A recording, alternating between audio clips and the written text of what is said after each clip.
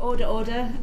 We're going to start this one-off evidence session where we look at, basically Post-Assad Syria, the development challenges, but also the opportunities. Minister, we're very grateful for you to be with us here today. Thank you very much. And I wonder if you'd like to introduce your colleague. I'm joined by Peter McDermott, who is our lead on all things development. He's our development director for Syria. Yeah, good afternoon. If I can hand straight over to Sam, please. Yeah, it's a simple one really, just to ask what assessment you've made already of the humanitarian implications that the US-Israel war in Iran has had, particularly for Syria, but also more broadly the region. Chair, I'm very happy to answer the first question, but if you wouldn't mind, I'd just like to say a few opening words, including to make an announcement to the committee about some of our further funding on Syria. It won't take very long if you're happy. Okay, so protocol is usually that you ask for that in advance. Okay. But as long as it's brief, Minister, please go ahead. Chair, as you know, Syria remains one of the world's gravest humanitarian crises. After 14 years of conflict, around 15 million people require humanitarian assistance, 12 million remain internally displaced, or as refugees in the region. The challenges facing the new Syrian government as it seeks to rebuild the country are immense. Whilst the pace of change in Syria is encouraging, and we welcome the progress made to open Syria to the world, attract investment and reduce the threat of terrorism, we remain concerned about ongoing sectarian tensions between different communities. Our overarching objectives in Syria is stability. A stable Syria is of course in the Syrian people's interest and firmly in the British interest. It will reduce the risks of irregular migration, terrorism and wider threats to regional and UK national security. On the political side, we continue to engage regularly with the Syrian government, advocating for an inclusive and representative political transition and for the protection of all Syrians, regardless of religious or ethnic background. On the development side, we are adjusting our aid programme to meet the needs of a new Syria, to pivot support to longer-term recovery, to enable refugees and IDPs to return home and to rebuild their lives. Our humanitarian and recovery efforts are focused on three priority areas: life-saving humanitarian assistance, sustainable programming to support long-term recovery, and to create the conditions for economic recovery, including lifting sanctions and helping to create the conditions for private sector trade and investment into Syria. To support these priorities, the UK is playing a leading role to coordinate international assistance with other donors and providing funding to the World Bank and other international institutions. Through our Integrated Security Fund programme, we're also providing technical assistance to the Syrian government and grant funding to civil society organisations. Finally, we can demonstrate that even while budgets are tighter, we can still respond rapidly to crisis, as we've just shown through our response to the recent escalations in northeast Syria. Our humanitarian partners were able to respond immediately to provide ongoing medical care through hospitals and mobile medical teams, and vital assistance and supplies for those displaced in freezing winter conditions. We've already provided over £4.65 million to support that response, and I'm pleased to announce today to this committee that we will provide a further £5 million to provide ongoing support to the North East.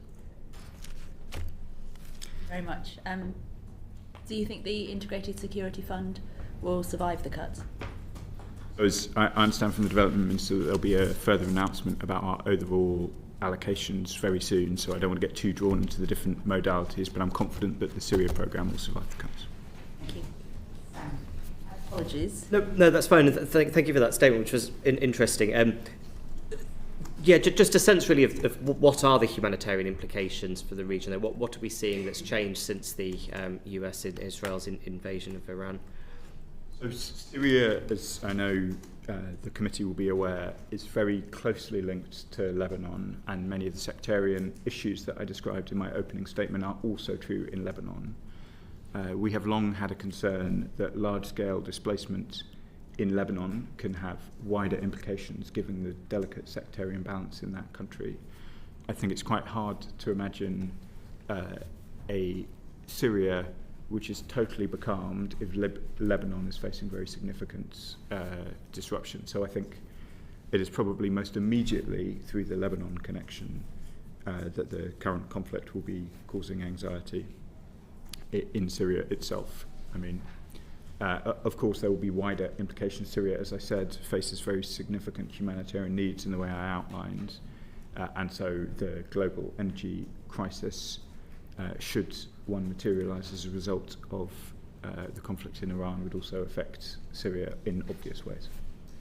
Can I ask you about the increasing Israeli military presence in southwestern Syria, and what steps, if any, the government's taking to de-escalate tensions? So it is absolutely vital that Syria stabilises.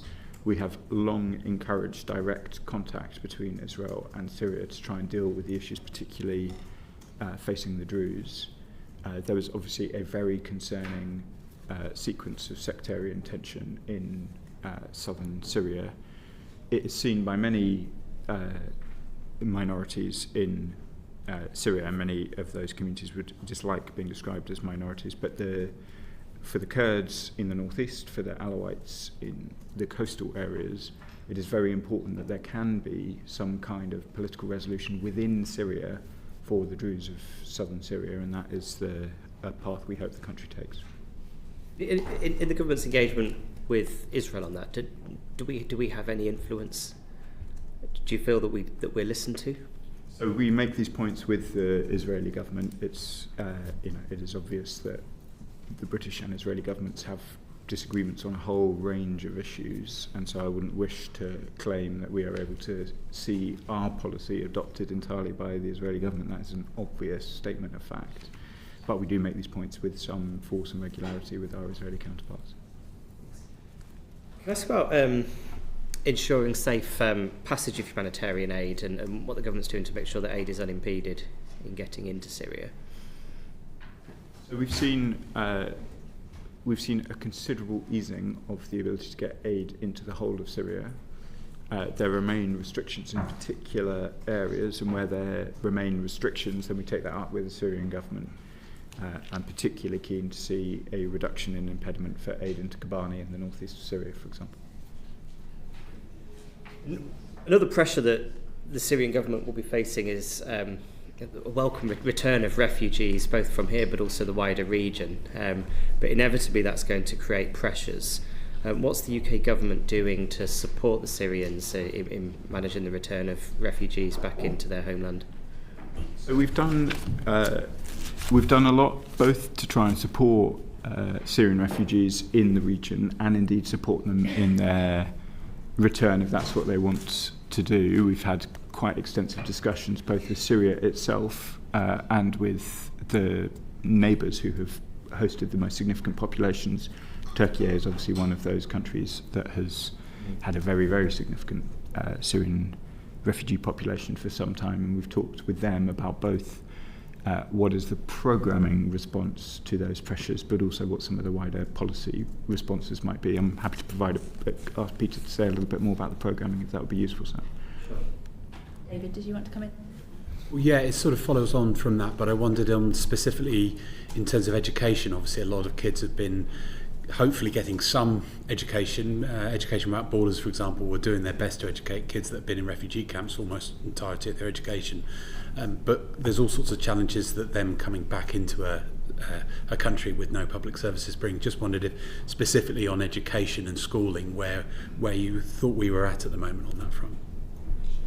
Yeah, I'm happy to start on education. So we do have a particular focus on helping refugees who've returned, including for kind of catch-up classes. That includes for Arabic, if they've been in a country where they haven't been learning Arabic. So I think that's really important. But we've got a strong partnership with the Ministry of Education, building on our previous programming in Idlib.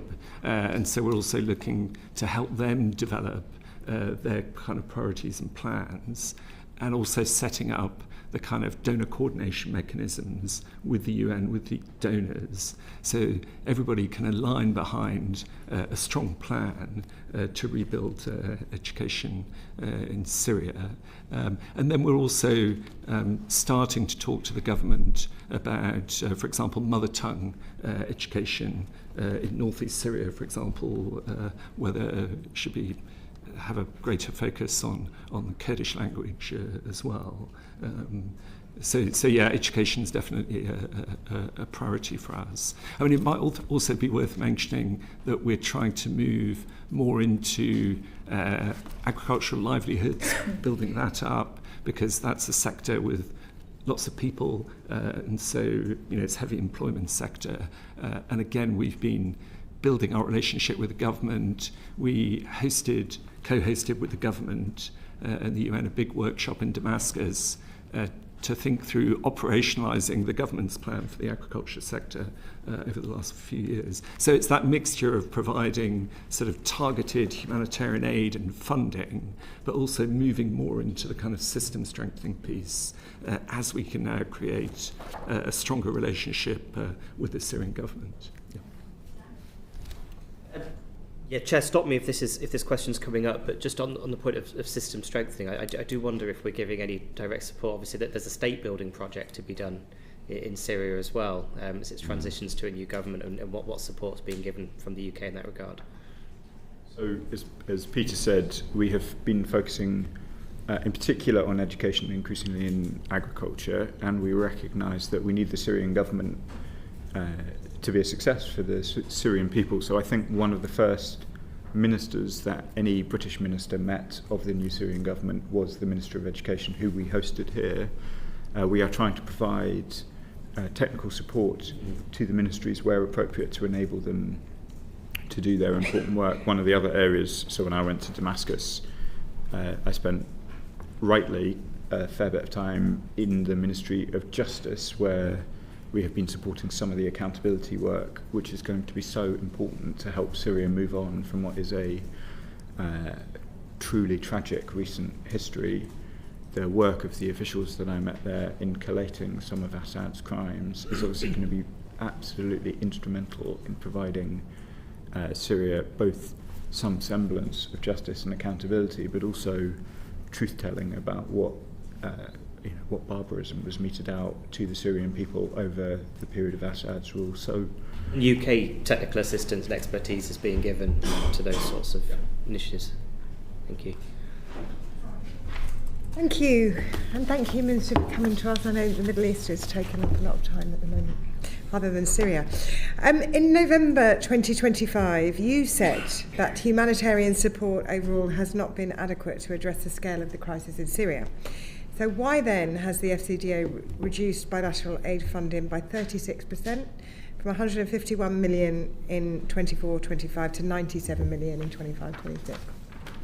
So, as I said to the Chair earlier, the full ODA allocations will be out very shortly, so we can have that discussion once they're out and you can see the relative position. I mean, there's no escaping the fact that the government is made a tough decision about ODA, which is obviously having an impact on the overall position. But we continue to be very generous towards Syria. I think it's £104 million to the humanitarian allocation just this year. I've just announced a further allocation. I know that our aid was absolutely instrumental in the northeast in order that we could keep Kobani Hospital open.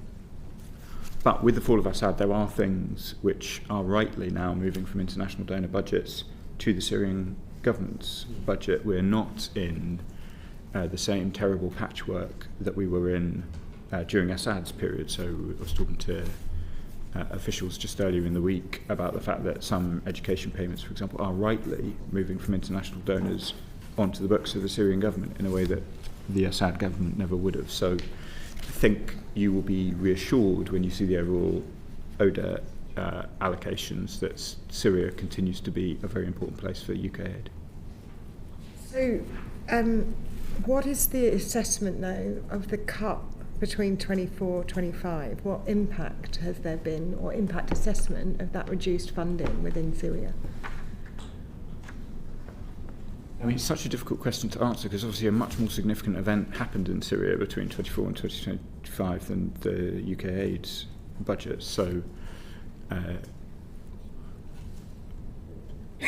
it's just, I think it's not a question you can give a straightforward answer to, because what has happened to the country, we've had the fall of Assad, as I just said, the new government taking on quite significant financial liabilities that Assad did not, but also new and different humanitarian caseloads. The caseload in the northeast, or indeed in southern Syria at a point, did not exist in the same way. There was a humanitarian caseload materialising different ways in different places. So I guess to answer the question, which I can answer, do I feel that the reduction in UK aid between 24 and 25 has impeded the UK from playing its full role in terms of humanitarian response to the needs that we face? No, I don't. I think we're still a very significant donor playing an important role. But programmes have been cut as a result. Well, there's been a reset in Syria, so there is. I'm not pretending that the numbers haven't moved. Of course, they have moved, but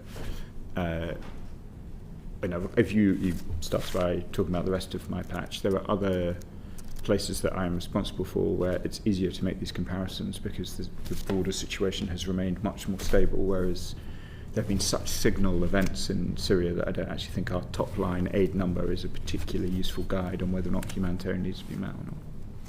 Although my understanding is that education programmes and services to women and girls were scaled back as a result of those cuts of bilateral aid. Well, some of that is, as I describe, a good news story rather than a bad news story, which is Damascus taking on the bills for. Perhaps Peter, you could talk a little bit more about this process. I think it was in Idlib.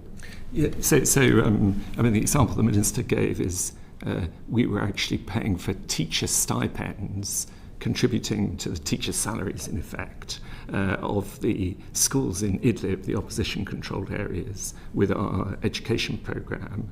And actually, when in fact, many of those people that we were working with then went to take over the education ministry in Damascus, and they actually requested that they wanted to take it onto their budget, and they didn't want donors directly funding the teacher stipends in Idlib.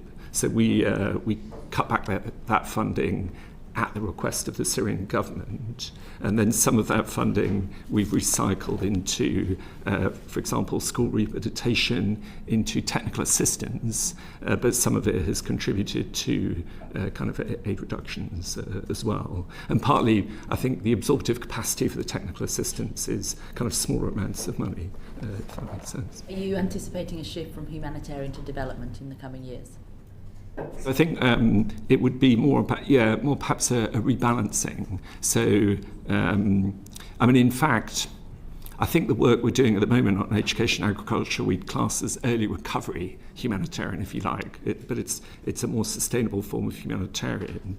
And then with the technical assistance and so on, I think we would hope to move more into the development space. But what we want to do is keep a balanced portfolio, because Syria, as you rightly say, remains a very difficult humanitarian crisis.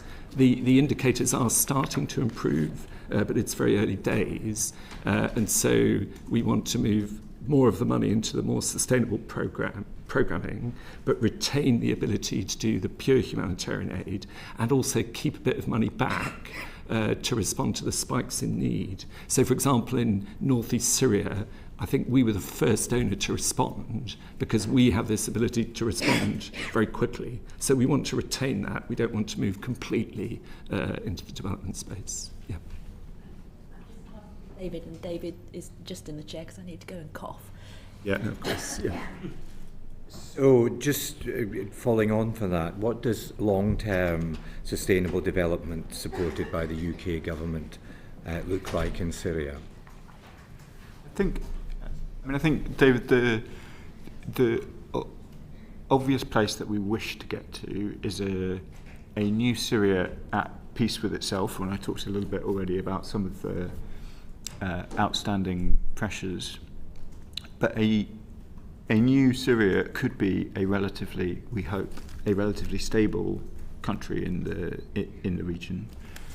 And under those circumstances, we would hope that we would be able to build on the areas where we've been initially focused, education and agriculture in particular, so that we have a country which is capable of growing on its own 2 feet and starting to recover after what is an incredibly long period of trauma for the Syrians. And I know one member of the committee has been very involved in trying to get British business operating in Syria again, that is the kind of thing which success looks like. Of course, we must retain the capability, as Peter describes, to do humanitarian work in Syria. We aren't yet in that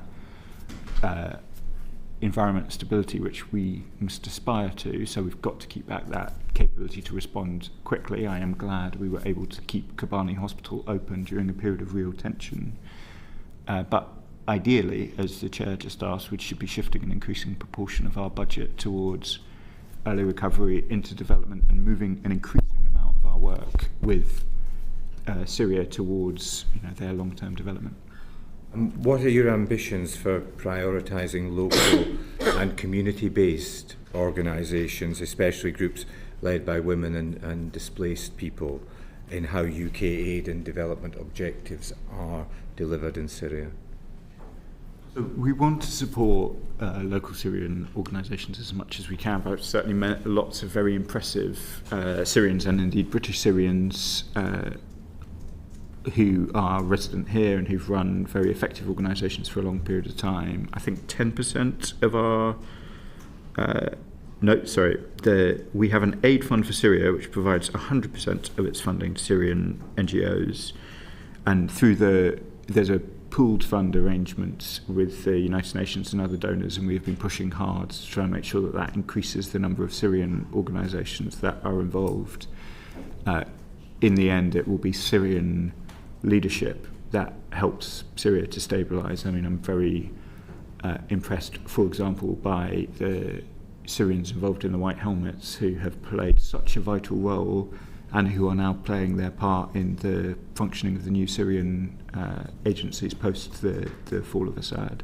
That has got to be the model, and Britain, I think, can be proud under both governments of the support that we've given to Syrian organisations like the White Helmets.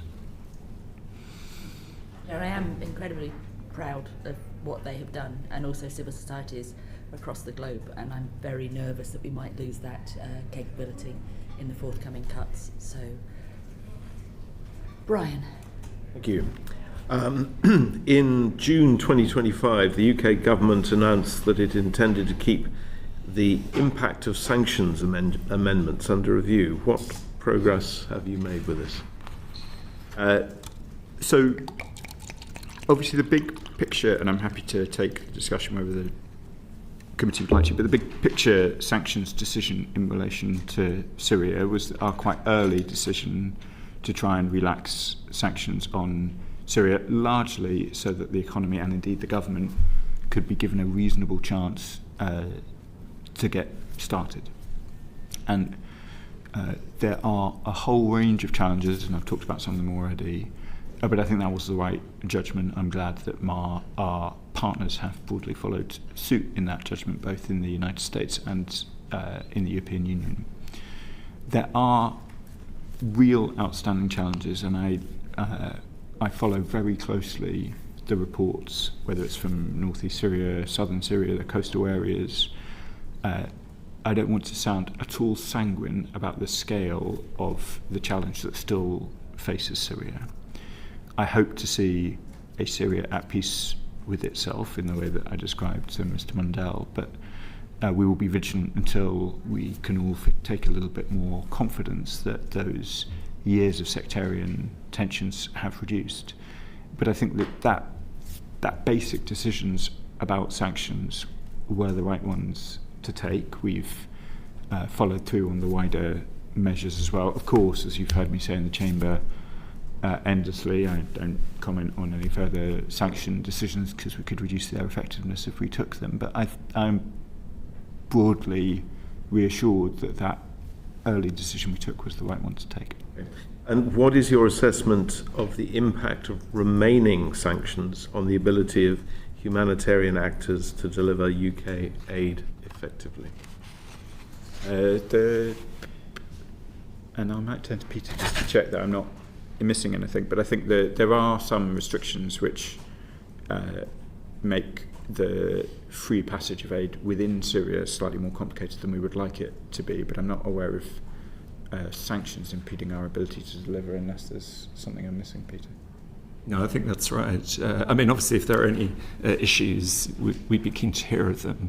But I think, I mean, we as the Minister said, we have put sanctions on people involved in the coastal violence. But I don't think that significantly impedes our humanitarian aid.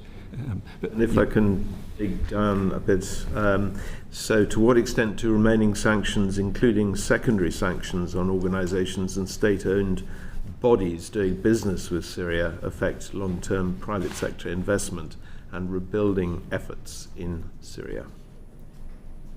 So I have had this discussion with some Syrian organisations. I don't think that there are British secondary sanctions that are likely to be affecting the development of the private sector. That, as Peter says, we have put some sanctions on specific individuals, but they are, I would think, even the most sort of overcautious compliance would not lead that to be a major impediment on British companies investing if they are only thinking about British sanctions. There are, of course, other sanctions regimes which are sometimes attributed to the UK government because a British bank might flag compliance with, say, US sanctions regimes or European sanctions regimes. So I am confident for my part, as it were, as the British minister, that we have reduced sanctions. It may be that there are firms which are worried about compliance with other sanctions, and as I've set out already, we've been seeking to work with our partners on these questions. But I accept there are likely to still be concerns in other jurisdictions. Okay, and leading on from this then, what assessment has the government made of the implications of sanctions relief and influx of foreign aid for the potential diversion of UK aid into illicit financial channels? So we, in lifting the sanctions, we made it easier to deliver aid to a wider part of Syria. We obviously are very, very watchful for diversion anywhere. We are reassured by our nascent partnership with the new government that we have a sort of shared sentiment about that there is not a desire, I think, in the new Syrian government to see aid diversion. It was a widely criticised characteristic of the Assad regime. So we have all of the measures in place in Syria that we would in any other complex environment to try and make sure that there is no aid diversion. It's, particularly given the scale of the humanitarian need, it would be an absolute outrage if our aid was being diverted. So if people have particular worries about our aid in Syria, then I'd be very pleased to hear about it, but I'm not aware of any large-scale reports. Thank you, Chair. I know that you are keen for the future of Syria to be inclusive and representative and non-sectarian, and that the rights of women and girls are protected. I wondered if you could give an assessment of where you think we are on that at the moment, and perhaps, if it's appropriate, the ways in which you're trying to influence the interim administration. Thanks, David. So I'll start with women and girls and then move on to some of the wider sectarian issues that we've discussed a bit. So obviously women and girls have suffered disproportionately in Syria, and women and girls always suffer disproportionately in a humanitarian crisis. I was very pleased last year that we think 56% of our aid reached women and girls. It is something we need to remain very vigilant about, but we need to really be making sure that every effort is being taken to ensure that women and girls are targeted by our programmes, because we just know how acute the challenges are. In relation to our work in education and agriculture that I've mentioned already, there was a real focus on trying to make sure, particularly with our education work, that we are targeting women and girls and making sure that they benefit. I think we can see in the region the deleterious impacts of a failure to focus on those issues. Moving to some of the sectarian pressures. So most recently, obviously, there's been a lot of focus, rightly, on issues in the northeast, and I know lots of members of the committee are focused on those issues rightly. We were very pleased that there was a diplomatic, a negotiated agreement at the end of January. I've been closely engaged in that process, both with Syrian, American and indeed Kurdish colleagues. It is vital that that agreement holds and that it is a success. It is a new Syria, will only be a success if the Kurds, the Alawites, the Druze, the many faces of Syria's diversity all feel welcome and represented within it. There is still some progress to be made in Kobani, but the situation in the northeast is very much calmer than it was. We are, as I said, still providing humanitarian assistance into the area. My hope, as I hope I outlined to Mr. Mundell, is that we can shift out of a humanitarian mode and focus on wider early recovery and development priorities. I am cautiously optimistic that further progress is possible. I thought it was very moving, for example, in Davos to see the Syrian Foreign Minister and representatives of the SDF taking meetings together, posing for photographs together. That is very significant progress, and it should continue. Thank you. And on that issue, specifically in terms of sectarian risks of sectarian violence, not just in the northeast but across the country, one of the things that the Syrian-British Consortium have said to me that they think would be helpful in that regard is more investment in security sector reform, both at a national and local level, to help the transitional authorities reduce threat of sectarian violence and also for the country's long-term stability. I wondered if you could comment on that and whether or not you saw, albeit in an era where there's reduced odour, an opportunity to maybe invest in that going forward. Yeah, I think it is absolutely vital. It's one of the reasons why I spent time in the Ministry of Justice and indeed with the Justice Minister. I mean, it's a statement of the obvious, but questions around security and justice are absolutely at the heart of the tensions in southern Syria, the tensions in the northeast, the tensions at the coastal areas. And the more that the Syrian government can demonstrate proper, I mean, they had some international involvement in some of those investigations, but also credible and serious domestic investigative capacity, and then justice following, along with accountability following investigations, the better. And they have made some really welcome steps in that regard, and we're keen to help them demonstrate growing capability to have a justice system which can have some command some confidence from the Syrian people. Yes, thank you, Chair. Minister, in your opening remarks, you stated that stabilising Syria is in the Syrian interest as well as in the British interest, and absolutely agree with you. And in achieving this, in your view, would the UK aid and assistance be delivered more effectively if the UK government were to re-establish a permanent UK presence in Syria? And obviously this is around re-establishing a British embassy. Yeah. I am very keen to see rapid re-establishment of the embassy in Syria. We have an excellent envoy who travels regularly to Damascus, but as I know from my own previous life, there's no substitute for being somewhere permanently. There are some sort of logistical cost complications. We do have a building in Damascus, but it will require some considerable work to bring it back up to standards, or if indeed that's what we choose to do. So I'm absolutely chomping at the bit to get an embassy back in Damascus, but we'll have to be slightly driven by the timelines of the Foreign Office process to do that safely, securely and affordably. Have you got any timescales in mind for this? I would be only too delighted to report back to Parliament once I do have a timescale, but I don't yet. I can assure you, Janet, that I am probably nobody in the British government is more impatient about this than I am. And then just finally, could you say why you think UK aid and assistance would be better delivered or be potentially functioning with an embassy in place? What do you think would be the benefits of that? So I spent many years of my life in overseas and always felt that there was no substitute for living in a place and understanding it well.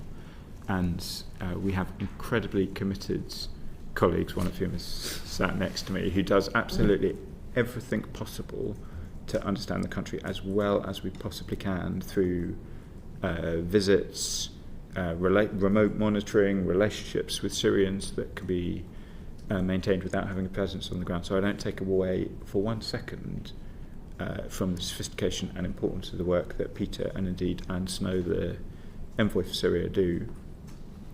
But I think back, for example, I lived in South Sudan for 2 years. I do not think I could have understood South Sudan as well as I hope I did by the end if I had not walked the streets of Juba every day. And so I do think there is a ineffable additional value in having a permanent presence. Thank you very much.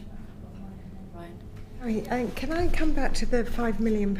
Is that earmarked for North East Syria? It is. It is for North East Syria. And then there is a security risk around the ISIS prisoners in North East Syria. I think there's 12,000 of them, are there? They're in quite a fragile security situation. What's been done about that, or what are we doing to secure that risk? So there are, as you say, there are a number of camps in North East Syria which contain ISIS prisoners. It's been a slightly complex and moving picture. Some of those camps are now in the control of the Syrian government. Some of them remain with the SDF, and a considerable number of those prisoners have now been taken with the consent of the Iraqi government over the border into Iraq to face justice there. So I guess there's two questions. One is, are we working closely to ensure that the security risk posed by those camps to the region and the UK is managed? And we are working closely with both regional and international partners on that question. And the second is, are we working to try and make sure that those camps, which have many women and children in them as well, are treated humanely? And we're working on that question too. I must have discussed this 2 or 3 times with the Syrian Foreign Minister and other counterparts over the last few weeks. So I think there's a strong feeling of that part, that they resisted for so long the ISIS threat, that they need to be supported as far as possible from the West, for want of a better term. And so is the likelihood that that money will increase, the 5 million, over time? Or is that for now? So on your first point about, the communities in northeast Syria and indeed the wider region faced absolute brutality of the worst possible order by ISIS. They fought incredibly bravely. They were instrumental in ensuring that ISIS was eradicated as the sort of country-threatening force that it once was. And they have also shouldered the burden of these detainees for a long period of time. And we are incredibly grateful and appreciative of everything that people did in the region.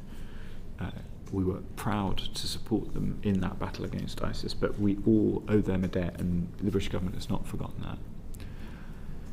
In terms of the numbers going up and down, we will support, it's very important to me that we are rapid and effective when Syrians need our help, particularly in the northeast where there were pressures this year. Whether or not that number will go up or down will sort of depend on wider circumstances.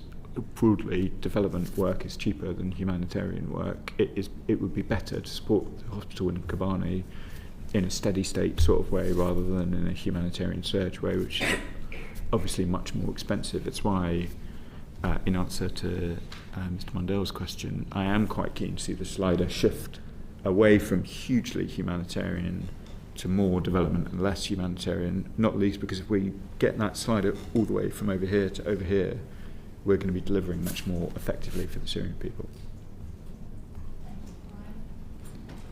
Yes, just an intriguing question, but is the old embassy in Damascus, is that still in British hands, or what's happened to it?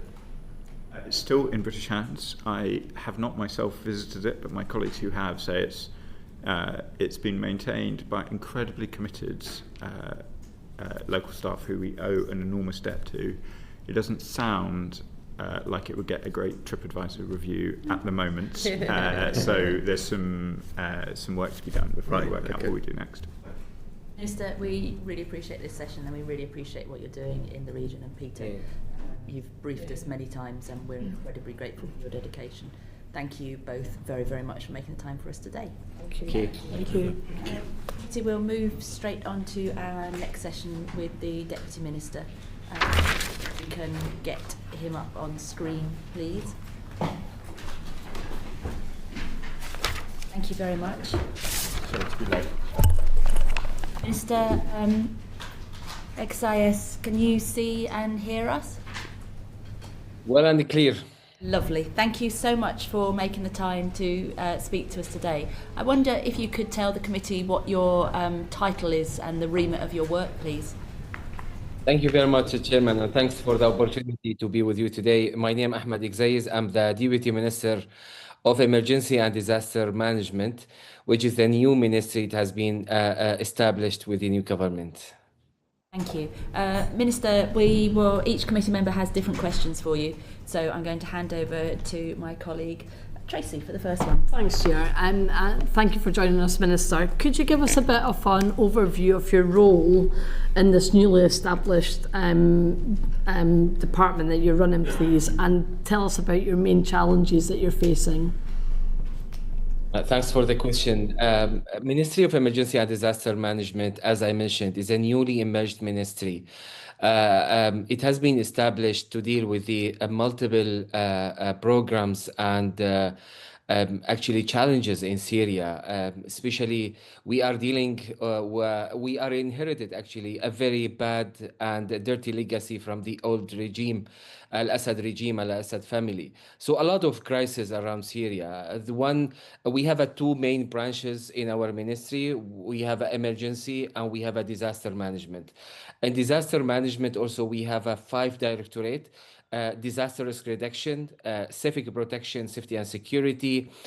Also, we are dealing with community resilience, with the relief management. We are the government entity responsible to manage, coordinate all the relief support, like in the south area, across the country.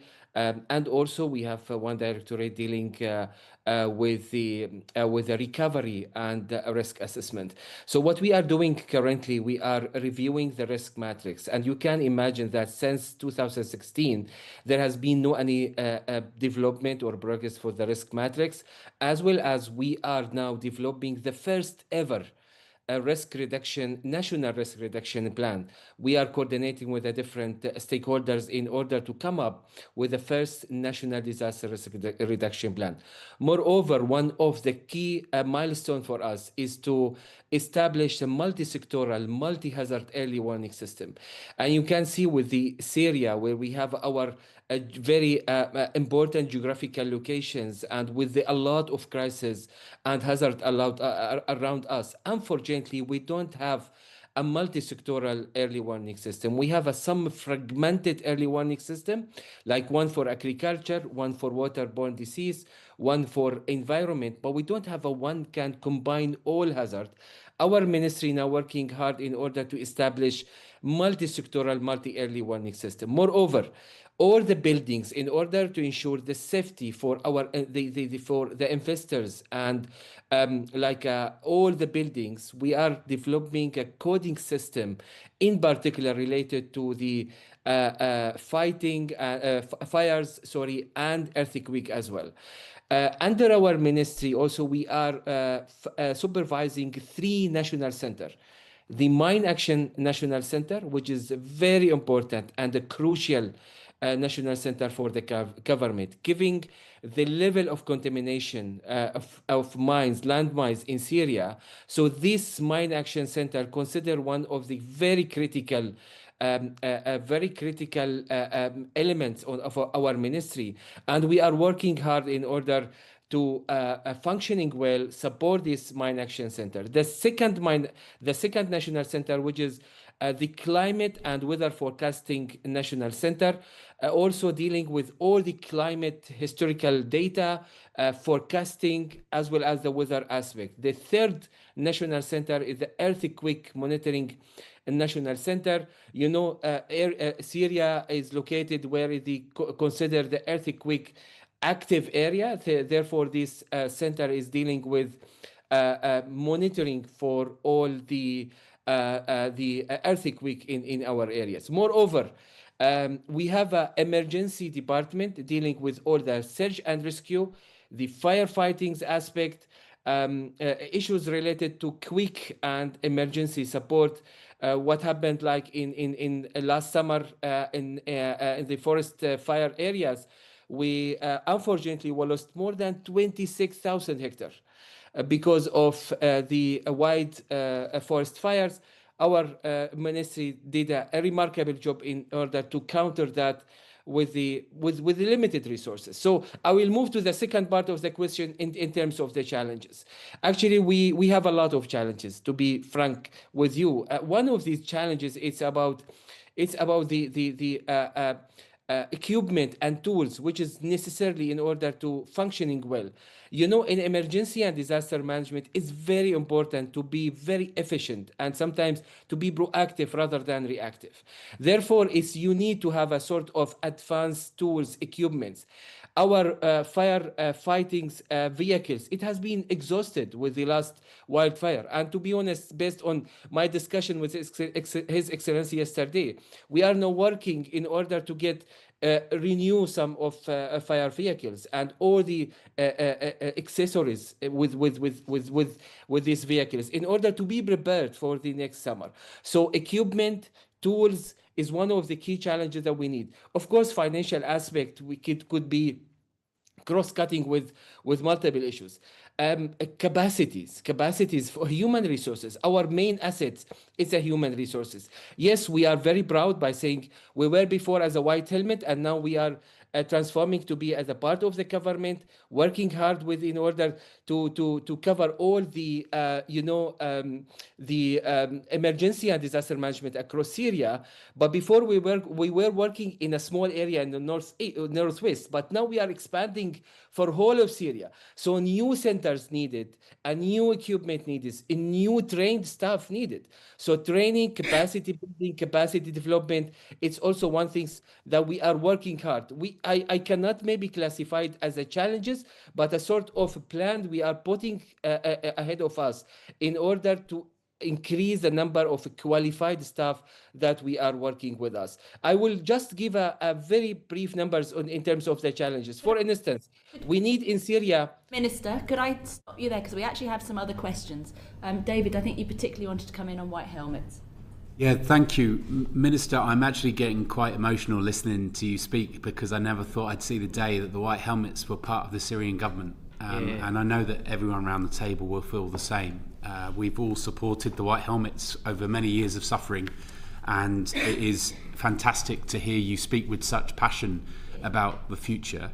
I do want to ask a couple of questions related to the past, just because I want to get some of your reflections on what did happen. And you will know that Jo Cox was a fantastic supporter of the white helmets when she was alive. And there are two questions I wanted to ask.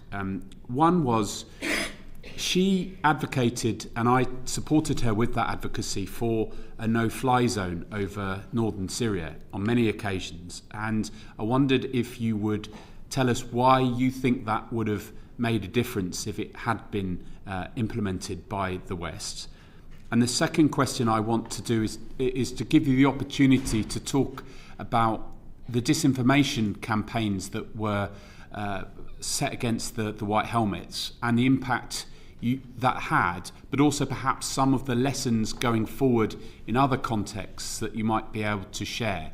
Because I'm afraid to say that even very sensible MPs were influenced by that disinformation campaign. I know of one that wouldn't meet with you when you were in town, or rather the White Helmets when they were in town, because they'd been affected by some of this disinformation. So yeah, so two questions.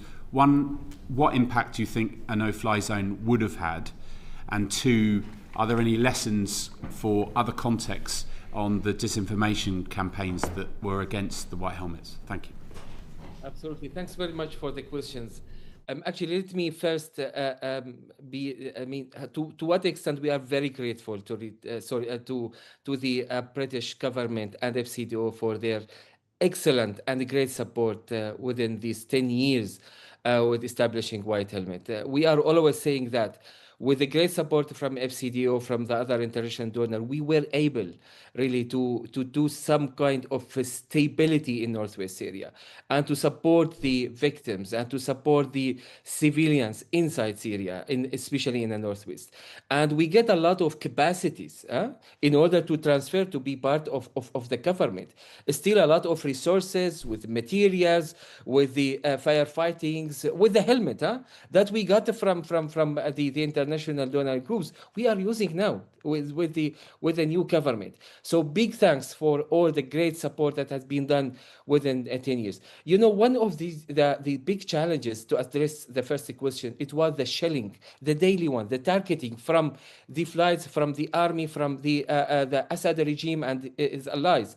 It was a nightmare. This is what it has been. The communities, the civilians ask us on daily basis, please stop all this kind of targeting and shelling. Therefore, we were just asking for a free zone areas with a flight, with this no flight zone area, because this was the main challenges for development, the main challenges for safety, the main challenges for security in the region. Because this is when one of the biggest challenges for us, as you know, for White Helmet, is dealing with the search and rescue. And you know that after sometimes the regime develop a new strategy with the targeting and shelling, with the double tap shelling. So the targeting, and then they do it the second time in order to expand or to maximize the impact of the victims and the casualties. Therefore, it was very necessary, it was very important to get this zone in order for civilians to have a sort of stability, especially for the vulnerable groups, the women, children, and elderly. For the second part of the question, which was, sorry, I mean, could you just remember about? Wondered if you could reflect on the disinformation campaigns that targeted the White Helmets, and perhaps what lessons there might be for other conflicts going on in the world, where because at the root of it, I think it meant that you weren't listened to in the way as much as you should have been. Absolutely, I think the source of this information, because we were the only organization, the only volunteer groups who could make evidence for all the criminals of al-Assad regimes. We have our helmets with the camera and we record everything. So with evidence. Therefore, the regime was crazy about us. We start to give all this information because we are the only one who could provide evidence. There's no one can deny this evidence. In terms of the lessons learned, how to avoid that, I think what we did, it was a very good lessons learned in terms of connection with the international groups, to be close to the communities and to start to speak out. Again, very many thanks to FCDO, many thanks to the British government for supporting us with that. Just voicing out, go to the public and say, look, this is the evidence, and what it has been said against us is completely wrong. But what I would like also to add one thing, after the 8th of December, we start to work a sort of awareness session with the communities in Tartus, in Latakia, in Damascus, in regime control area. You know, we have discovered 3 segments of population.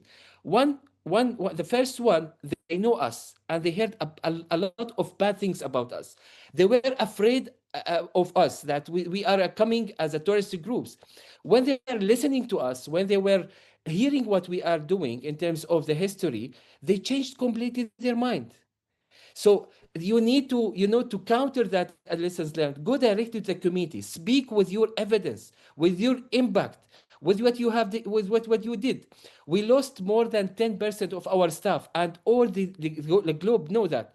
White Helmet, we lost more than 10% of our staff because of the targeting and shelling. They sacrificed their lives to rescue people in the northwest Syria, which is a very noble, work they did. So therefore, again, connection with the global communities and go directly to the communities to provide evidence about what we are doing, what it has been done. This is something is very important to counter all this disinformation. Thank you. Minister, thank you. Your enthusiasm tells a wonderful tale, and it's wonderful to see you in post, I would say, the right man in the right place at the moment. Just as an aside, and it's something that's occurred to me as we were speaking, perhaps other crises in the world today could benefit from the experience of the White Helmets, and I'm thinking perhaps even about Sudan. But I'll leave that in the air for now. My question is, can you describe the current scale and nature of the humanitarian crises in Syria? I think we have still a big humanitarian crisis. The needs are immense, and we have still some buckets of required a lot of humanitarian. I think the more focus now is on the northeast Syria, al-Raqqa, al-Hasaka, and Deir Zor, which is, I completely agree. There are needs for humanitarian assistance there. However, what some international communities, they're not very much aware about what is going on still in northwest Syria. We have a 1.5 million IDPs living in camps in a very hardship situations. In this very hard, you know how many flood it's happened recently? This year, we got a lot of rain, thanks God, but it was very disaster for them. And this is something we have to think. We have a 1,535 camps in Syria. However, our president issued a new decree by establishing a committee led by His Excellency Mr. Raed Saleh, the Minister of Emergency and Disaster Management, in order to put a clear plan and vision to close all the camp in Syria. Hopefully, by end of next year, but by end of this year, at least we can close all the tent. But in terms of the camps, so hopefully by next year. So still we have a humanitarian aspect in northwest Syria with a large number of population. They were not able to go back home because for different reasons. One of them, their area still contaminated with mines. Syria, again, the ranked second globally in terms of the contamination with the land mines. So they are not able to go back. They are not able to go back because their field also contaminated with the land, and they are not able to practice agriculture and to get their livelihood in their land because of the mine aspects. Moreover, part of this IDP, they were not able to go back because their houses, it has been partially or completely destroyed. So now we are communicating with the global donors in order to get more fund and collaboration and support to do a sort of a clear vision, and that's what we are now working. And we have a meeting today, almost after 3 hours, with the different ministries in order to discuss the plan for us, for this committee, and to give a clear vision and a clear strategic objective for this committee in order to close the camp. The strategy almost finalized. It has been divided for 4 phases where we need a humanitarian and recovery and development to join hand to close the camp, because closing camp is not only humanitarian perspective, it's not a humanitarian effort, but also we need development efforts to join with the humanitarian. Lastly is the issue with the Suwaida. I think still we have in the northwest some, and our ministry has been coordinating all the humanitarian support in Suwaida inside Suwaida and outside Suwaida, because we still have a significant number of like IDPs in different locations. But I think from political point of view, our government working in a good directions in order, hopefully, to solve these issues and to have a one unified Syria. And inclusivity, stability is really one of the key milestones for our government. We need Syria for all Syrians. We need Syrians all to be part of this government and to rebuild Syria. Believe me, we have a golden opportunity now after 5 decades of al-Assad to build inclusive and stable Syria. And this is the task not only for the current government, this is the task for all Syrians. And all Syrians should work hard in order to achieve this task. Thank you very much indeed. And lastly, what impact has the Israel-US-Iran war had so far on the humanitarian situation in Syria? It might be not a direct impact, it could be an indirect impact. The direct impact, indirect impact, you know, our airport, it has been closed. So we are not able to receive any international groups, or for us, we are not able to travel as well. So it has been a little bit indirect. Moreover, we have the direct one. We have, unfortunately, some children and also Syrians that had been killed and some of them injured as a part of rocket dropped in Syria, especially in Dar'a and Suwaida as well. Moreover, it's issue related to, stuck with the logistic aspect, fuels and energies. It's for all the region, actually. It's not only for Syria, but Syria, it has been impacted. So directly, because some rocket, it has been, dropped, and indirectly with the logistic aspect, the fuel, gas, as well as with the airspace, it has been closed. Were these rockets Israeli rockets or Iranian rockets? I think it's the Iranian one. Thank you. Yeah. Thank you, Chair. Just thinking about the neighbouring countries to Syria, what do you perceive as being the key challenges around supporting refugees for those neighbouring states that are hosting refugees and those refugees are returning to Syria? Yeah, absolutely. I think in particular, when we are discussing about returning refugee, in particular, Turkey, Jordan, Lebanon. As you heard now, we are observing a quite large number of the Syrians coming back from Lebanon as a consequences of the issues now happening in Lebanon between Israel and Hezbollah. So this is something I think now a lot of Syrians coming back. Sorry to jump in there. Are there any numbers that you could put on the sort of change that you've seen in the last couple of weeks? I think just the couple of weeks, we have received 105,000 Syrians came back from Turkey just within these 10 days or 2 weeks. And the 10 days before that, how would that have compared? It was a normal process, very low numbers from Syrian coming to Syria, Syrian coming, yes, to Syria or Lebanese, but now it has been increased.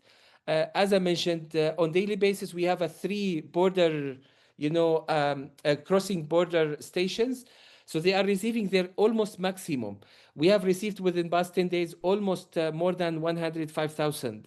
And our ministry, in coordination with other ministry, Ministry of Interior, Ministry of Defense, Ministry of Social Affairs, MOFA, Ministry of Foreign Affairs, also we have now creating a sort of a committee in order to organize the interests of the Syrians and also to put some scenarios for the coming futures. If any scale up happened, well then the response, it should be done from our side. So scenarios is being planned and put it, as well as the response in the border, and also the numbers is being managed by our ministry in coordination with other ministries as well.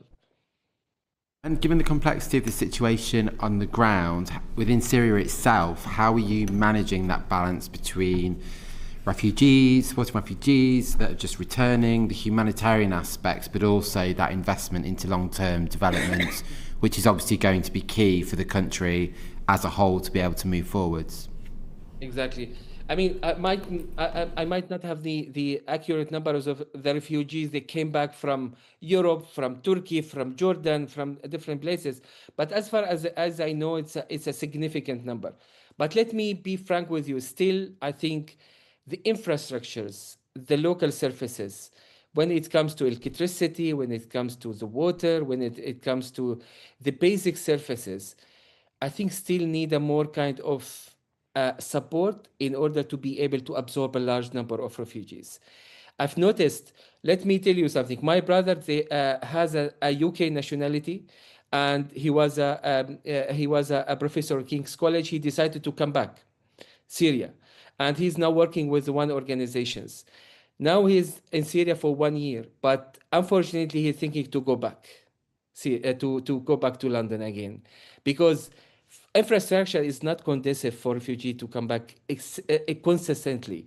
Still, we need the support with electricity, with the water, with infrastructures, with the key basic services. In addition, more support with the macro project for investment and the other things. So, I mean, this is a one case I'm saying, speaking for my brother, but this is to talk to a wide range also for refugees. They came to Syria, they find some difficulties to deal with the basic services in terms of, as I mentioned, road, electricity, water, infrastructures, water and sanitations. Despite the fact the government is working very hard in order to pave the way and making a big project, but still we are seeing sort of hesitation from government to make more investment and to do a lot of work in order to make these infrastructures conducive for a lot of refugees to go back Syria. What engagement? Different Davids. Sorry. Sorry, Minister, there's two Davids on the panel. I just wanted to ask a question specifically in regard to Hezbollah with this offensive going on at the moment. Do you have a particular worry that that there might be Hezbollah fighters that fleeing the Israeli offensive that might try their luck and try to come into Syria? Because I imagine, given that the horrendous role they played in backing Assad, that you don't want to see them in your country. Absolutely, we don't want to see them in our country. Therefore, we are working very closely, and the Ministry of Interior, Ministry of Defense, they have their own plan, they have their own scenarios, they have their own preparation, in order to ensure that in any case where they scale up and like a mass movement coming from Lebanon to Syria, so we are able to manage all the security perspectives. This is something is really, really essential for us. Yesterday, we had a meeting with the Ministry of Defense and Ministry of Interior. I think after the meeting, I felt like a very confidence that we have a really strong security measures it's putting in place in order to, encounter the issues as much as possible. And hopefully this will be moving in the right direction. That's very reassuring, Minister. David Mundell. What engagement, Minister, would you like to see from the UK government and the FCDO on humanitarian issues going forward? Thanks for the questions. Of course, funding aspect is something is essential, but funding not only the only things what we need. Capacity development, as I mentioned, training and capacity development for our staff, something is really essential. Planning. We are now putting our strategy for recovery, for development, contributing to the designing our strategies, our policies, is something I think is very, very important. It goes beyond like not only funding, because when you have good funding, but you don't have a good strategy and good policy, so then it will be a loss of funding. So first we need to get the right policy, the right strategies, the right people in terms of the capacities, and then we can move forward funding. So capacity development, participating in our planning, designing for our strategies, and then funding, as well as convincing other like international donors, especially with United Nations, to be more kind of working in accelerated manner to have a more development activities in Syria. Still, I see like a sort of hesitation and a big bureaucracy with United Nations when it comes to some humanitarian and recovery programs. Like we are now piloting the early warning system in Latakia to avoid any kind of disasters for the next wildfire. Still, all this kind of working with United Nations is very slow. Number two, we need UK also to give a sort of push for all actors, especially United Nations and INGOs, to implement the reality of localization. When we say the localization, that's supporting the local government, supporting authorities. Let's have direct fund for the government. Why we are still using the third party in order to fund some project? I can assure you, we have a capacity as a Syrian government to receive fund. We have a capacity as a Syrian government to implement, to monitor, to provide reporting, and to do what it should be done on the higher standards. So let's have a kind of direct funding with the Syrian government, and also implement the reality and the actual genuine localization. This is something that's very important. In order, I think, with the different program, especially with the climate, early warning, mine actions, we need the support from UK in order to get a global attention for this very important program in Syria to be implemented and join the recovery with the development, which is now something, as I mentioned, it's really essential. And we have now golden opportunities and for us to join these hands and to implement actual HDP, Humanitarian Development Peace Nexus, in Syria.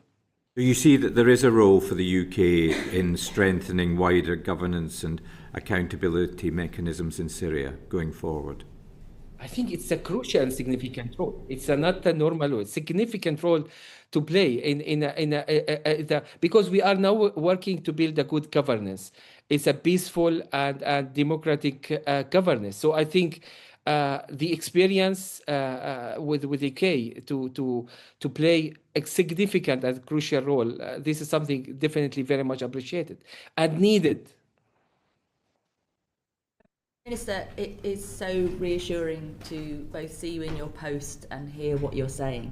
And I think I speak from the committee that we say all power to you. I cannot believe the rapid transformation that's been in your country. And thank you for you and all of your colleagues for keeping the faith and now being in a position that you can actually influence a positive outcome for the people of Syria. I think you will also be heartened when you listen back to the minister who spoke before you, who does seem to be very long-term committed to Syria and the region. I'm really pleased with this session. Thank you so much. And please keep in touch.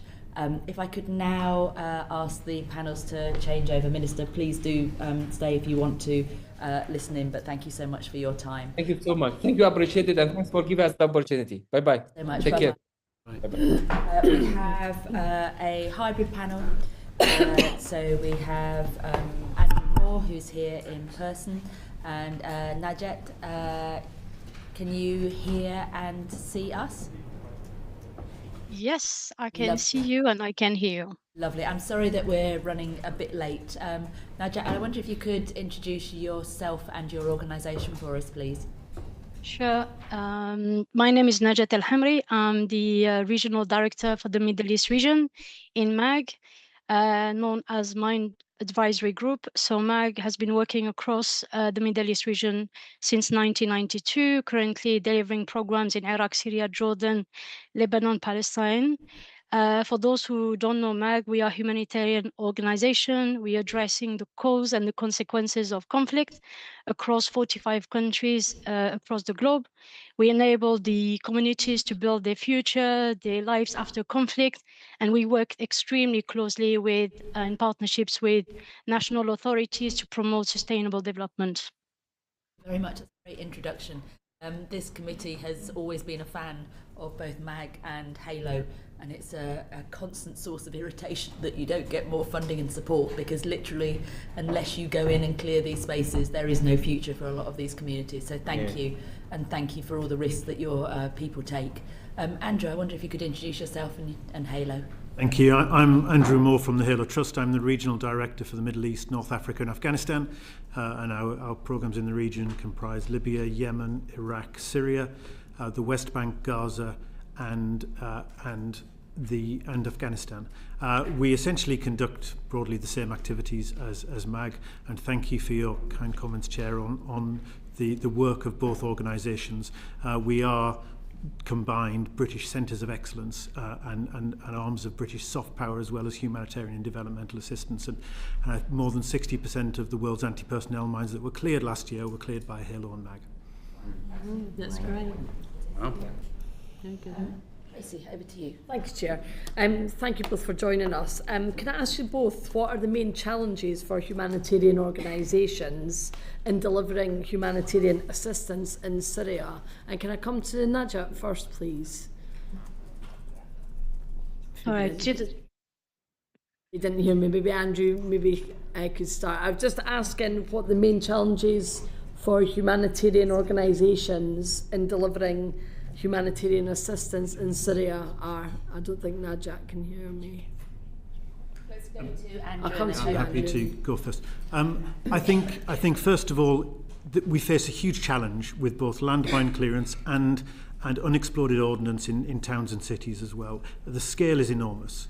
And we see in Halo that you heard from the Minister the desire and the capabilities within the Syrian government, and they need to be built over time and should take over. And we see ourselves as a surge capacity to enable people to safely return to their homes.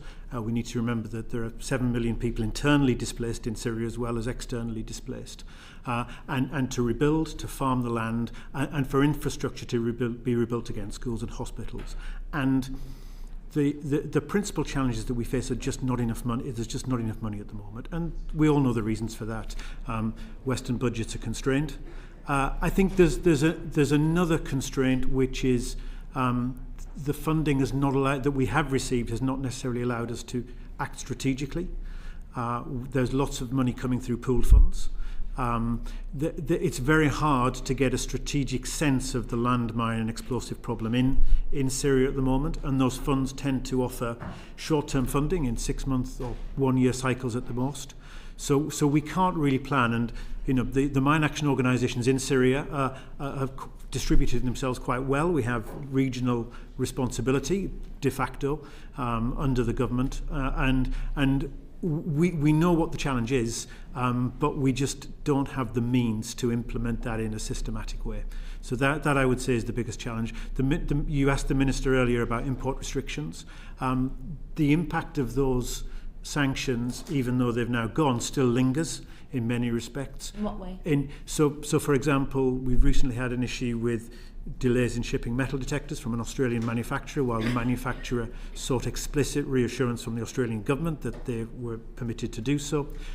We have a container of drones, vital for surveying minefields and doing so as quickly as possible, from the UK, delayed not because of the restrictions, but because of the due diligence of the shipping agent and the company doing the shipping. They're still uncertain of the environment, and there are many more examples of this. And of course, we're not just constrained by UK sanctions; we're constrained by the sanctions that are imposed across the world. Thank you, Janet. You want to? Andrew, you've said that the funding has not allowed you to act strategically, and then you've mentioned the 6 months or the year's funding.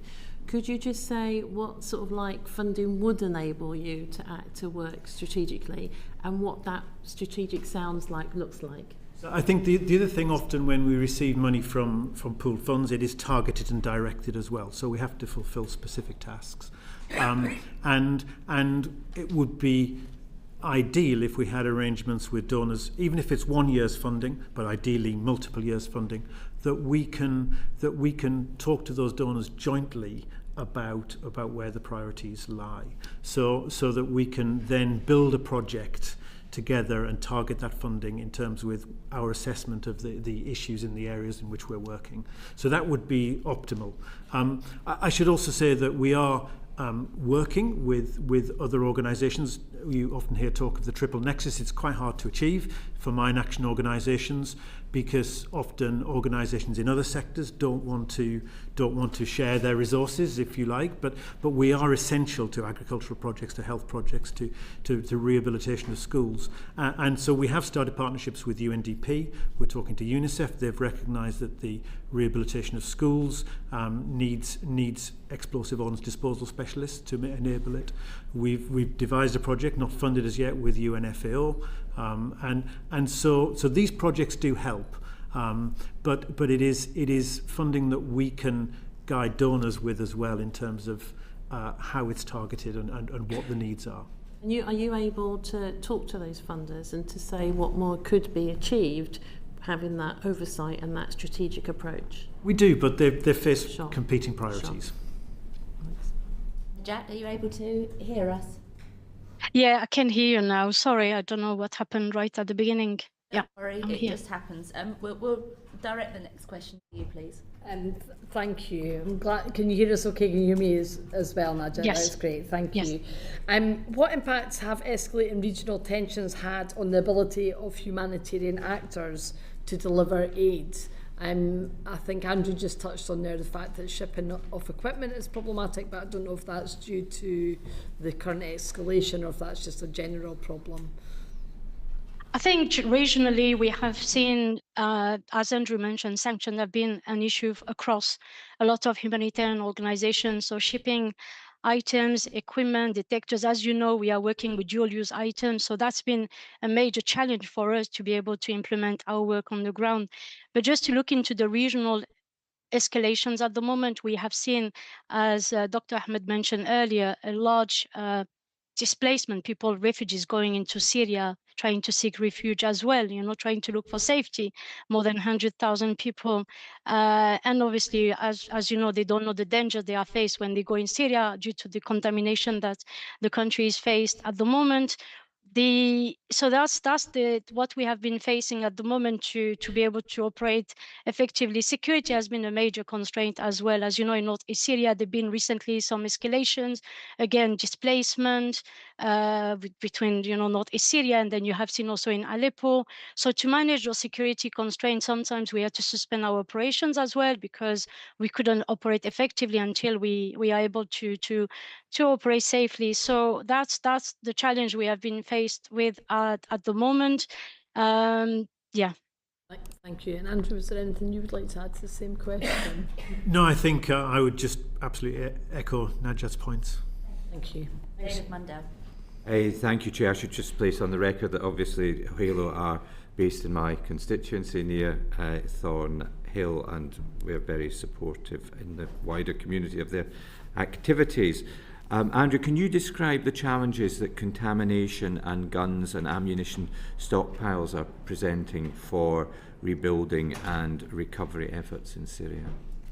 Yeah, I think it's a simplification, but I'd characterise two broad issues in Syria. You have landmines, and by that I also include, they're not across the country, but they are in certain areas, improvised explosive devices used like landmines. And then you have the problem of unexploded ordnance. And they're similar, but they're distinct. So there are minefields across the countries and IED belts, but in particular, there is huge contamination on the former front lines in the northwest of the country, where we're seeing particular concentration of accidents as farmers are trying to cultivate their land. And those mines were laid by the forces of the Assad regime as they faced in trench lines and bund lines Hayat Tahrir al-Sham and its allies. The scale is enormous. Just in terms of a broad estimate of the area we need to survey, it's around 400 square kilometres just in the northwest. So that is a huge task in itself, and that's why I mentioned we're using drones. We're looking to use artificial intelligence to help refine the survey before we actually put boots on the ground and to further target. So that allows people first to know where they can work safely and where they can cultivate their land, but also where they can't, and to start assessing the clearance problem.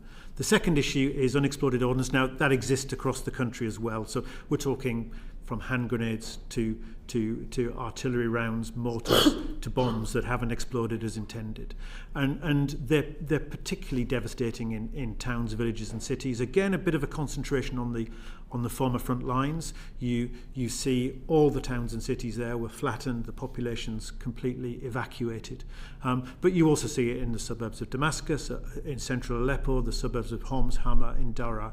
And that's a problem of needing explosive specialists to deal with explosive ordnance as it's found quickly, so that individuals don't take matters into their own hands and risk injury or death, and also so that reconstruction isn't held up, so that wider efforts. So those are broadly the two challenges. And what's the scale of the casualties then that you're seeing, and who you mentioned farmers, but I mean other places children have been particularly badly affected by such incidents? The first thing I'll say is there's not a complete picture on reporting, so we don't know accurately. There's huge under-reporting, we believe.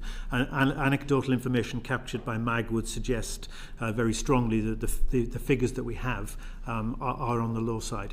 But we do know that since the fall of the Assad regime, at least 1,900 people have been killed or injured by landmines. 40% of those are children. So it's a huge problem, and this is ongoing. It continues. It is the minister described the level of the tragedy, and as more people return and move, we'll just see this continue. We really need the means to start addressing this problem at the scale required urgently. Najat, do you want to add anything on each of those issues? Yeah, sure. I mean, as Andrew mentioned, I mean, he summarized it quite well. It's true, the casualty rate is quite high. And then if you look at Syria specifically, I mean, that represents in 2024, 30% of the total casualty across 51 states by the landmine monitor. That is really a huge number. And as of today, UNMAS has estimated that 15 million people are at risk of exploded ordnances. So the rate, again, as Andrew mentioned, we need to do those surveys. It's kind of difficult at this moment in time to really say what is the contamination at the moment. We know in northeast Syria because we were there, we had a good coordination mechanism. But as of now, obviously, with the new escalation, that is adding into the existing contamination. So that it needs time, it needs coordination for us to be able to really develop those baseline to understand what is the scale of contamination. All we have is those casualty rate, and you know, as I said, they keep increasing day after day. In many parts of the country, actually across the whole country. Brian, then David. Yeah, just a question for both of you, really. Apart from yourselves as MAG and as the Halo Trust, who else is involved in dealing with demining and this unexploded ordnance? Is that part of the Syrian military's job? I mean, what's the split in terms of that? Can I? Yeah, I can, and then you can complement. So at the moment, we are quite a few international humanitarian mine action organizations. We are a handful, I would say, of those organizations.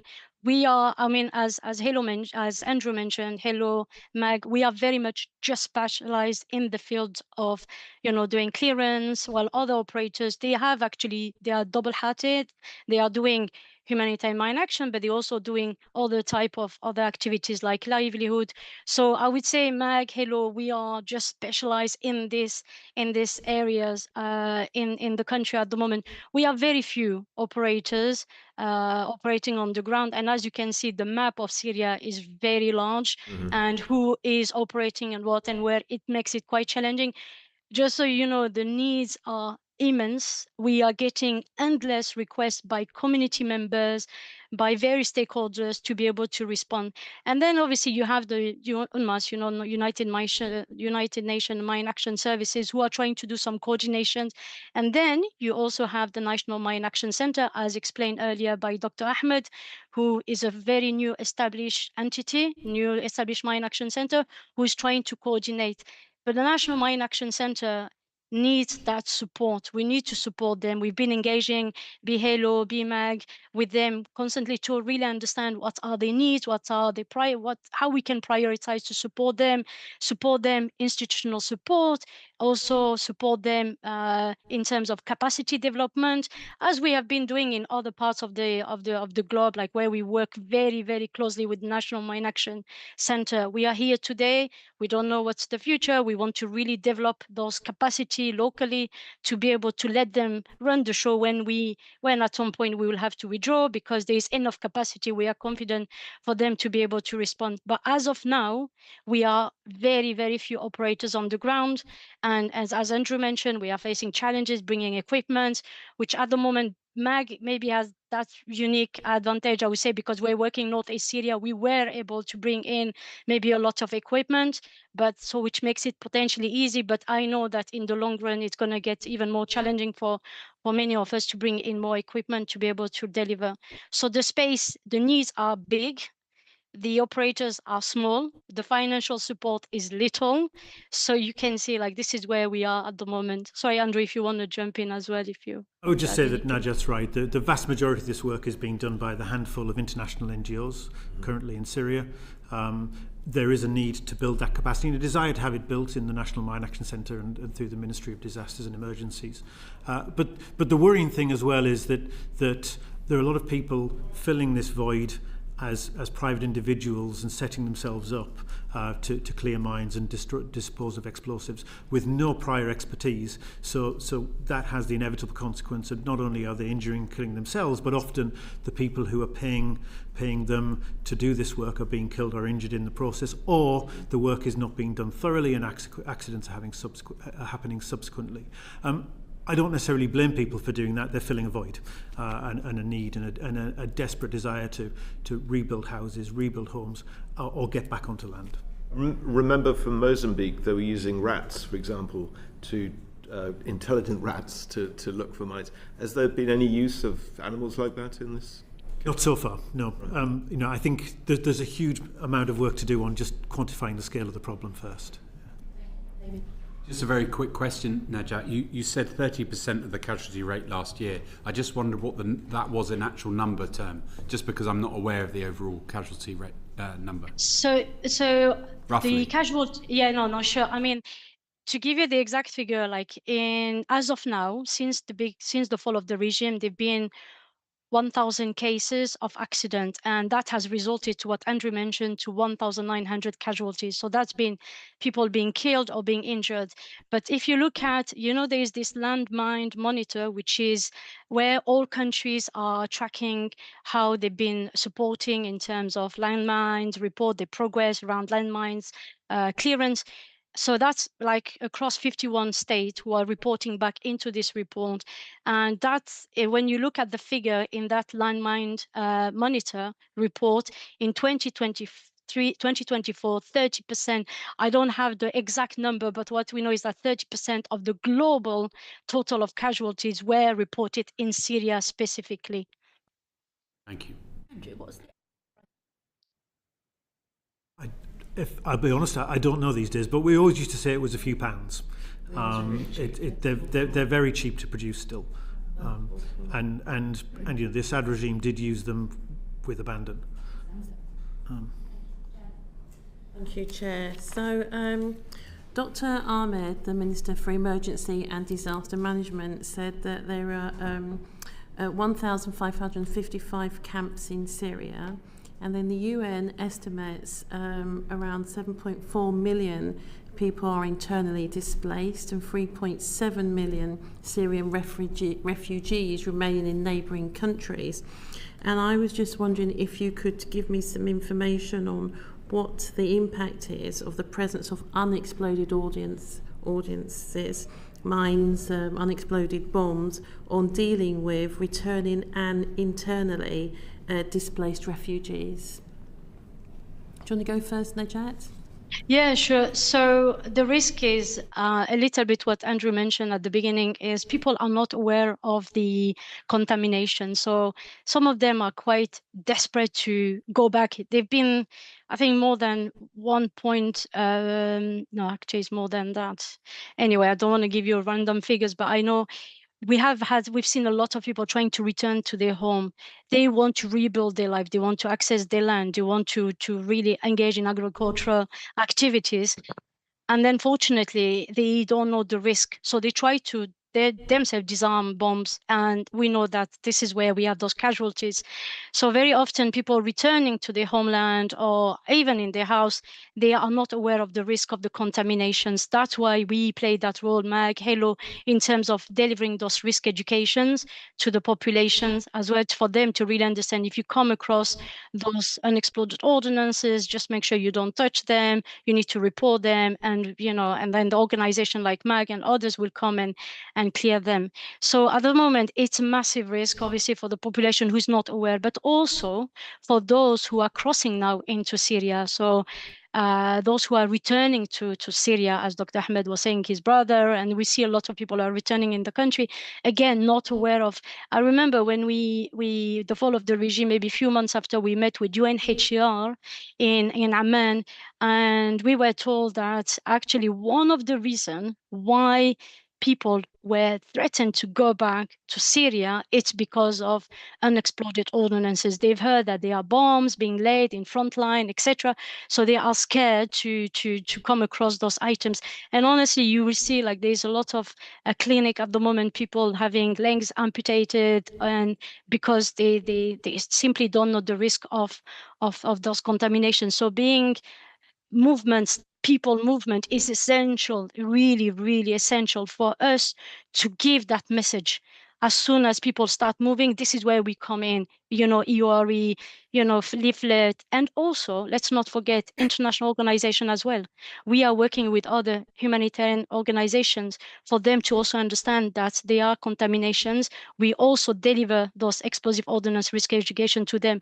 So it's basically a full package. So you've got the populations, but you also have those who are delivering humanitarian aid, who are faced with those challenges with these contaminations. So it's really essential for the community to know the risk, and then for us to come and respond. But like I said, the demand has been huge, really huge, and I just wish we could just spread ourselves everywhere. If we had the funding, of course, we could have teams across the whole country, but at the moment we have some limitation, as also Andrew mentioned. Over to you, Andrew, if you want to add anything. Please, Andrew. Yeah, very briefly, please, Andrew. Najat's described it generally very well. I think just specifically, if we think about the former front lines of the Northwest, everybody who's there now was displaced. And there are lots of people who haven't come back yet. And we see from early in the fall of the regime, or following the fall of the regime, we had families coming back. Think of a particular story where a father took his daughter to collect firewood from their field, and both were killed by a landmine. These have recurred. I think of the town of Sarakib, which was bang on the front line where we're clearing mines, and you can see exploded tractors everywhere where people have tried to cultivate. And just around this one village, I counted in the middle of last year, and there'll be more since, 7 or 8 tractors. Where people had exploded. So that is the impact, people being killed and injured as they return, but also it's a factor keeping people away, as Najat describes. Is it a challenge to get the information to these families or people returning to make them aware of the dangers?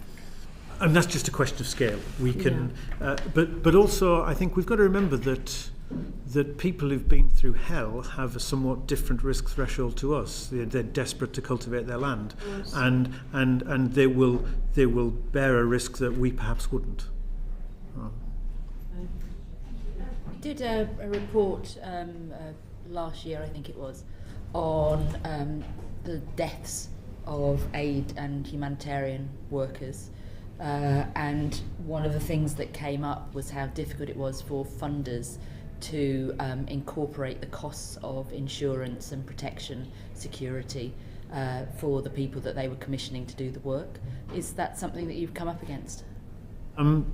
Not generally around the world. We have specific instances in some countries which are considered by our insurers to be particularly high risk, but Halo and MAG have long track records in this work, so we have a long track record with our insurers as well. So of course the costs are not low, but they're not prohibitive in most instances. Thank you, and I should draw attention to my register of interest, having had the opportunity to be up front with the Halo Trust in Sri Lanka. The government of Syria have set up this national mine action centre.